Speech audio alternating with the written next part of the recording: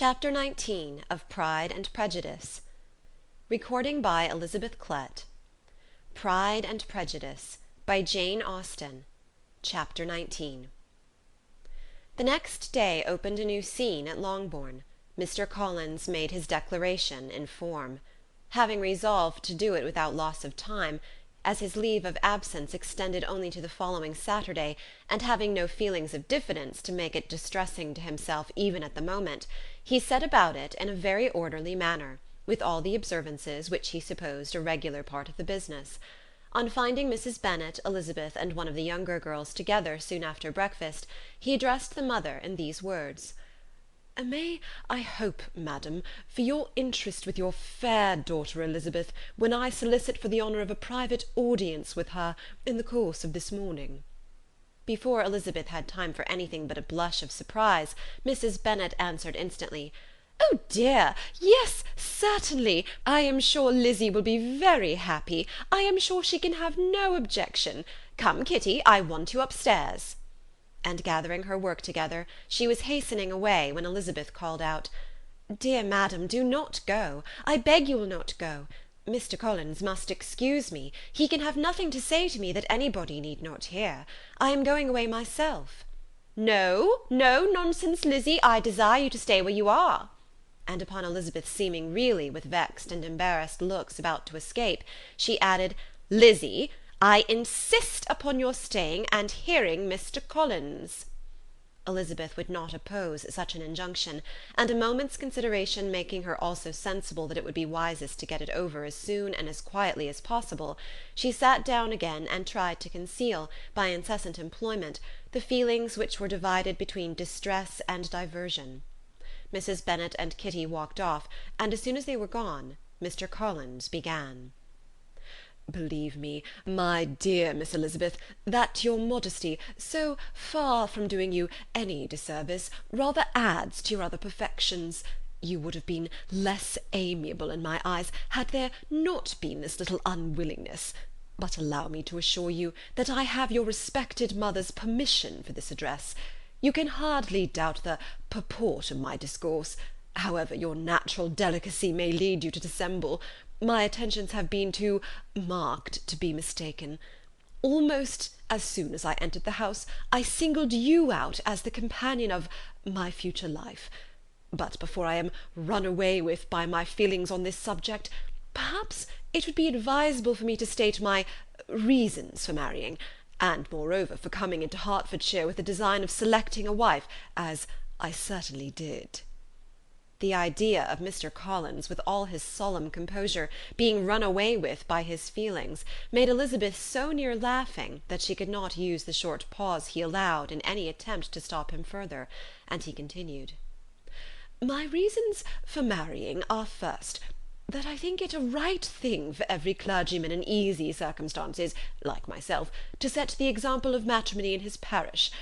Secondly, that I am convinced that it will add very greatly to my happiness. And thirdly, which perhaps I ought to have mentioned earlier, that it is the particular advice and recommendation of the very noble lady whom I have the honour of calling patroness. Twice she has condescended to give me her opinion, unasked too, on this subject. And it was but the very Saturday night before I left Hunsford, between our pools at quadrille, while Mrs. Jenkinson was arranging Miss de Bourgh's footstool, that she said, 'Mr. Collins, you must marry. A clergyman like you must marry. Choose properly, choose a gentlewoman for my sake, and for your own, let her be an active, useful sort of person, not brought up high, but able to make a small income go a good way. This is my advice. Find such a woman as soon as you can, bring her to Hunsford, and I will visit her. Allow me, by the way, to observe, my fair cousin, that I do not reckon the notice and kindness of Lady Catherine de Bourgh as among the least of the advantages in my power to offer. You will find her manners beyond anything I can describe, and your wit and vivacity, I think, must be acceptable to her, especially when tempered with this silence and respect, which her rank will inevitably excite. Thus much for my general intention in favour of matrimony. It remains to be told why my views were directed towards Longbourn instead of my own neighbourhood, where I can assure you there are many amiable young women. But the fact is, that being as I am to inherit this estate after the death of your honoured father, who, however, may live many years longer, I could not satisfy myself without resolving to choose a wife from among his daughters, that the loss to them might be as little as possible when the melancholy event takes place, which, however, as I have already said, may not be for several years. This has been my motive, my fair cousin, and I flatter myself it will not sink me in your esteem. And now nothing remains for me but to assure you in the most animated language of the violence of my affection. To fortune I am perfectly indifferent, and shall make no demand of that nature on your father, since I am well aware that it could not be complied with, and that £1,000 in the 4%, which will not be yours till after your mother's decease, is all that you may ever be entitled to. On that head, therefore, I shall be uniformly silent, and you may assure yourself that no ungenerous reproach shall ever pass my lips when we are married." It was absolutely necessary to interrupt him now. "You are too hasty, sir," she cried. "You forget that I have made no answer. Let me do it without further loss of time. Accept my thanks for the compliment you are paying me. I am very sensible of the honour of your proposals, but it is impossible for me to do otherwise than to decline them."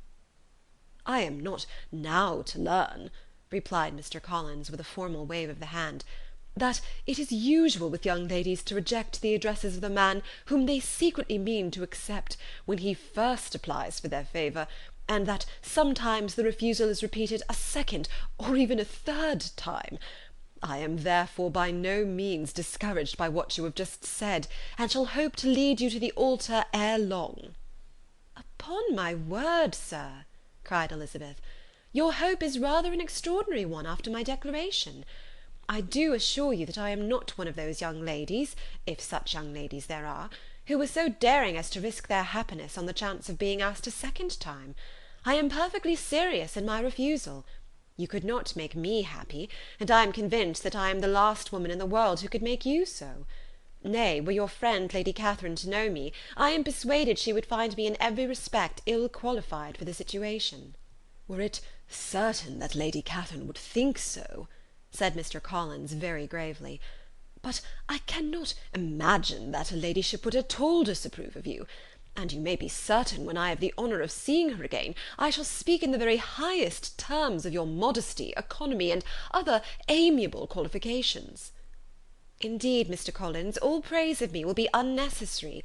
You must give me leave to judge for myself, and pay me the compliment of believing what I say. I wish you very happy and very rich, and by refusing your hand do all in my power to prevent your being otherwise. In making me the offer, you must have satisfied the delicacy of your feelings with regard to my family, and may take possession of Longbourn estate whenever it falls, without any self-reproach. This matter may be considered, therefore, as finally settled." And rising as she thus spoke, she would have quitted the room, had Mr. Collins not thus addressed her. "When I do myself the honour of speaking to you next on the subject, I shall hope to receive a more favourable answer than you have now given me, though I am far from accusing you of cruelty at present, because I know it to be the established custom of your sex to reject a man on the first application, and perhaps you have even now said as much to encourage my suit as would be consistent with the true delicacy of the female character." "Really, Mr. Collins," cried Elizabeth with some warmth, "you puzzle me exceedingly. If what I have hitherto said can appear to you in the form of encouragement, I know not how to express my refusal in such a way as to convince you of its being one." "You must give me leave to flatter myself, my dear cousin, that your refusal of my addresses is merely words of course. My reasons for believing it are briefly these. It does not appear to me that my hand is unworthy your acceptance, or that the establishment I can offer would be any other than highly desirable. My situation in life, my connections with the family of de Bourgh, and my relationship to your own, are circumstances highly in my favour. And you should take it into further consideration, that in spite of your manifold attractions, it is by no means certain that another offer of marriage may ever be made you. Your portion is unhappily so small, that it will in all likelihood undo the effects of your loveliness and amiable qualifications. As I must therefore conclude that you are not serious in your rejection of me, I shall choose to attribute it to your wish of increasing my love by suspense, according to the usual practice of elegant females. I do assure you, sir, that I have no pretensions whatever to that kind of elegance which consists in tormenting a respectable man. I would rather be paid the compliment of being believed sincere. I thank you again and again for the honour you have done me in your proposals, but to accept them is absolutely impossible. My feelings in every respect forbid it. Can I speak plainer? Do not consider me now as an elegant female intending to plague you, but as a rational creature, speaking the truth from her heart." "You are uniformly charming," cried he, with an air of awkward gallantry, "and I am persuaded that when sanctioned by the express authority of both your excellent parents, my proposal will not fail of being acceptable." To such perseverance in wilful self-deception Elizabeth would make no reply, and immediately and in silence withdrew, determined, if he persisted in considering her repeated refusals as flattering encouragement, to apply to her father, whose negative mind might be uttered in such a manner as to be decisive, and whose behaviour at least could not be mistaken for the affectation and coquetry of an elegant female. Chapter 20